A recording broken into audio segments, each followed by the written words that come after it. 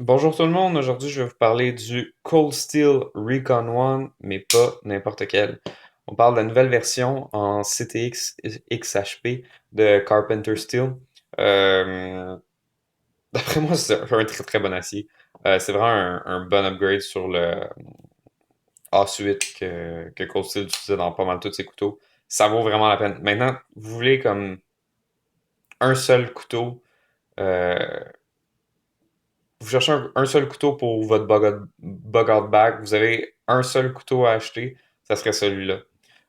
Personnellement, je suis un collectionneur de couteaux, alors du noir sur noir qui fait un petit peu mall ninja, c'est sûr que c'est pas mon fort, mais aussi con que ça puisse paraître, parmi tous les couteaux que j'ai, si j'en ai vraiment besoin de quelque chose que j'ai pas besoin d'avoir de doute, quelqu'un rentre dans ma maison, j'ai besoin de me défendre, c'est ça là que je veux avoir avec moi. Le Triad Lock ici, je l'ai expliqué dans d'autres vidéos comment ça fonctionne. Dans le fond, ça redistribue entre la pin. Ben ça, la force de la lame se redistribue sur la pin et si elle veut fermer, elle va pincher le levier ici en compression euh, entre la pin puis le crochet de la lame sur la teigne de la lame. Fait que ça va vraiment faire un lock super solide. Donc, c'est vraiment ça. C'est un couteau utilitaire, un couteau de combat. C'est un bon couteau de bois maintenant avec l'acier qui est beaucoup plus résistant qu'avant. C'est sûr que le Os 8, ça s'épuisait tellement vite en coupant du bois et tout ça. Mais là, faire une préparation de feu d'urgence avec ça, c'est sûr que c'est pas l'idéal. C'est pas un gros fixed blade ou c'est pas non plus quelque chose de spécialisé pour sculpter du bois. Là, on parle pas dans le fond, d'un grind comme ça, un grind à zero, vraiment, là, comme parfait. Ça, un Mora Knife comme ça, là, c'est ça que vous voulez pour sculpter du bois, c'est ça que vous voulez pour un petit couteau léger qui vont peser, quoi. Celui-là va peser un petit peu plus que le Mora Knife. Puis ça, c'est beaucoup mieux comme lame de bois. Mais quand on peut pas se promener avec un couteau fixe, quand on veut minimiser l'espace, quand on veut quelque chose de solide qu'on peut se battre avec, parce que le Mora Knife, on se cachera pas que c'est quand même moins un couteau tactique que ça. Celui-là, c'est celui-là qu'on choisit. J'en ai touché un mot tantôt, mais c'est sûr, là, je fais un petit peu plus de philosophie avant d'embarquer dans le review, mais c'est vraiment ce genre de couteau, c'est le couteau que le collectionneur va toujours un petit peu snobber. Euh, Tu sais, c'est con, là, mais mettons, je sors un couteau plus haut de gamme, comme le 0562, où on parle d'un autre couteau assez haut de gamme de ZT. Ici, en fibre de carbone, on a, tu sais, avec la fibre de carbone, le L-Max, le Fit and Finish qui est beaucoup plus beau, on a du design, on a de l'ergonomie, tu sais, on a quelque chose de plus dans des couteaux qui sont plus chers, mais qui sont aussi plus raffinés, tu sais, on va chercher quelque chose dans le raffinement. Mais quand shit sit de fan, c'est vraiment ce couteau-là que tu vas avoir. Donc, ça, c'est l'introduction de la review. C'était un petit peu long, désolé, mais fallait vraiment le dire. C'est vraiment le couteau que tu peux te fier dessus.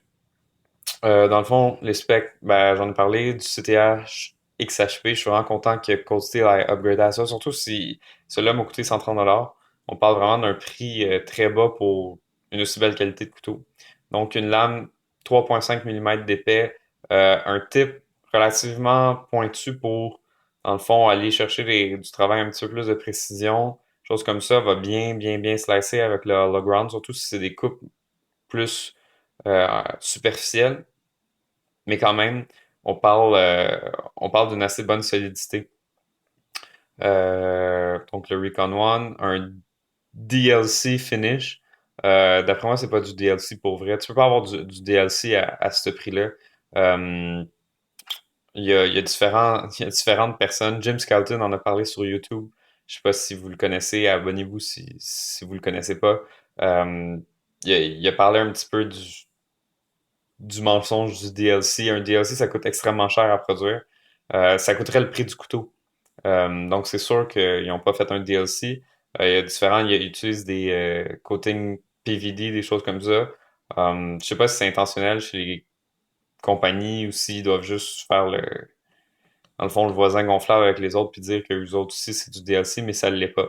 Pourtant, le fini, il reste très, très, très bien sur la lame. Vraiment pas de problème.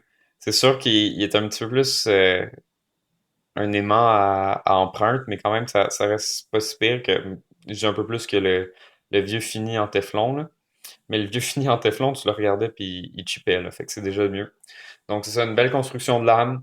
On rappelle c'est un hollow grind. Normalement, moi je suis vraiment pas fan du hollow grind parce que ça tend à. Lorsque tu coupes dans le fond du matériel, il va avoir tendance à bunch up ici, à vraiment user cette partie-là. Puis ça va vraiment comme nuire à passer, surtout s'il y a un coating, mais le coating est tellement lisse que c'est comme si la lame était nue. À part ça, construction en G10 sans liner, je sais pas si on peut voir aussi, là, c'est complètement juste du G10. C'est parfait. Grosse fraction de G10. Le G10, moi, il me gossait un petit peu au début. Là, il a fini par s'user à force de le porter, ce qui est déjà bien.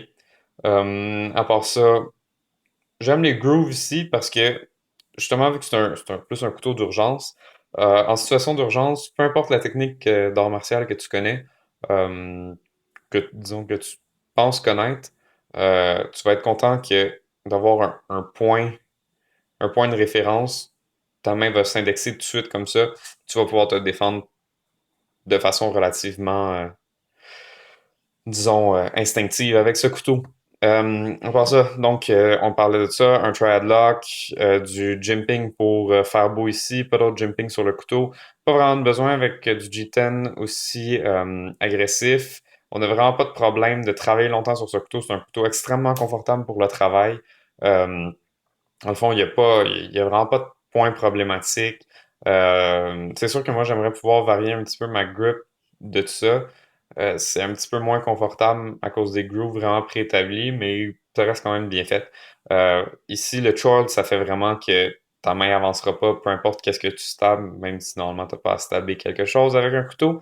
À part ça, le reverse grip, est très bien. On voit comment ma main tombe. J'ai une main. Je porte du gant large normalement. Donc pour vous donner une idée, là, j'ai une main assez grande. Mes doigts sont un petit peu plus petits, mais ma main est relativement large et c'est un couteau qui dépasse des deux côtés. J'ai en masse de place sur ce couteau. Euh, à part ça, moi j'ai modifié un petit peu ma clip parce que je trouve ça vraiment dommage. Je m'attendais à ce que, tu sais, à cause le CTX non, c'était SXHP de la lame. C'est vraiment quelque chose qui est venu des consommateurs. Ils ont écouté les consommateurs qui voulaient, dans le fond, quelque chose de mieux pour l'acier, tout ça. Ils ont monté l'eau de gamme, ils ont mis ça dans la plupart de leurs couteaux dans leur gamme, ils ont remplacé ça. Je trouve ça vraiment exceptionnel. Quelque chose que tout le monde leur dit. Leur pocket clip, trop agressif, ça ruine tes pantalons aussi. C'est sûr, ils donnent toujours deux pocket clips, un pour la gauche, un pour la droite. Moi, je porte pour les droitiers. Dans le fond, ici, moi, ce que j'ai fait, au lieu de me faire chier à mettre de l'époxy comme Nothing Fancy ou juste sabler, puis ça finit par pas marcher, puis ça scrape ton pantalon pareil. Dans le fond, ce que j'ai fait, j'ai juste pris mon belt grinder, puis je l'ai chamfer un peu. On voit ici que c'est plus mince ici que là. J'ai bien arrondi les coins. Je suis quand même un knife maker. Là. Je suis quand même capable de faire ça. Ça a pris quoi? On voit que j'ai pas vraiment fait attention pour faire quelque chose de beau. Là. C'est vraiment plus un couteau de travail rough. Là. Ça m'a pris à peu près 12 secondes à faire vous, vous sur le grinder et c'était déjà fait. Donc vraiment une petite modification facile à faire. Euh, la clip, elle s'en va vraiment se loger dans le spacer en aluminium en arrière, donc pas vraiment de problème de thread ou n'importe quoi. Des fois, il y a des insertions, mettons, si on prend dans un ZD comme ça, dans le titane, il va y avoir des fois des insertions pour la clip. Ou sinon, qu'est-ce qu'on pourrait prendre comme exemple? Tu sais, ici, c'est vraiment, c'est une insertion de métal qui est à l'intérieur. Tu sais, c'est un liner à l'intérieur de tout ça. Donc, si on gruge trop dans euh, le FRN pour ce cas-là, on pourrait arriver au truc de métal, rien là. Il n'y a absolument rien, donc la modification se fait vite. Ça surélève la clip un petit peu, je l'ai tiré. Là, vraiment plus un problème dans les pantalons. Ce couteau, normalement, je trouve qu'il ride relativement bas pour un couteau tactique comme ça, ce que je trouve bien. Tu sais, si on prend un voyageur X large, là, normalement, ça ride à peu près comme ça. Ça dépasse beaucoup trop, c'est vraiment de mauvais goût d'après moi. Donc, vraiment bien. Un seul problème que je trouve, c'est qu'il manque un petit problème de finition ici. Je sais pas si vous voyez. Le coin ici, déjà, là, ça s'est désempiré parce que j'ai comme bien grindé autour, là. Mais comment que la clip est faite, il y a toujours un petit bout de métal qui dépasse ici. C'est rien, ça enlève rien au couteau. C'est juste, c'est un petit problème de finition. Il aurait pu le mettre 1 millimètre à côté, puis ça aurait été parfait. Il n'y aurait vraiment pas eu de problème avec ça. Puis pourtant, c'est des deux côtés. Le lanyard hole aussi, je trouve ça comique. Un si gros couteau avec un si petit lanyard hole. Tant de déception. Si on parle ici, on va le comparer au lanyard hole du paramilitary. C'est vraiment pas le même truc, là. Il y a comme une petite déception qui se crée quelque part avec le lanyard hole chez Cold Steel.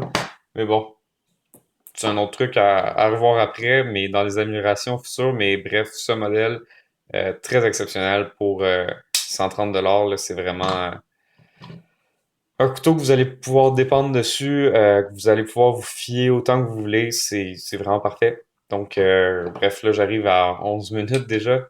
Euh, c'est un couteau que je vous conseille. Le centering est bon. Il est smooth. C'est sûr, tu sais, c'est un liner lock avec beaucoup de pression. Normalement, ce que je fais sur mes Cold Steel, là, c'est que j'ai pas pris le temps. Je fais un petit chamfer de chaque côté ici, comme ça, la barre, ça ressemble un petit peu, la console est carrée si tu joues beaucoup avec, elle va comme gruger dans ton pouce, mais c'est vraiment pas un couteau super plaisant à jouer avec. Pas un couteau de collectionneur, un couteau de quelqu'un qui va vraiment l'utiliser. Si vous voulez passer 130 $ dans un couteau de collection, achetez-vous quelque chose comme un Kaiser Knife, quelque chose comme ça. Vous allez être beaucoup plus content sur comme la qualité d'exécution, tout ça. Mais si vous voulez une bête à tuer qui va être capable de faire toutes les tâches que vous voulez, allez vous chercher un Recon One, ça va être beaucoup mieux servi. Donc, ben, passez une belle journée. Prochaine.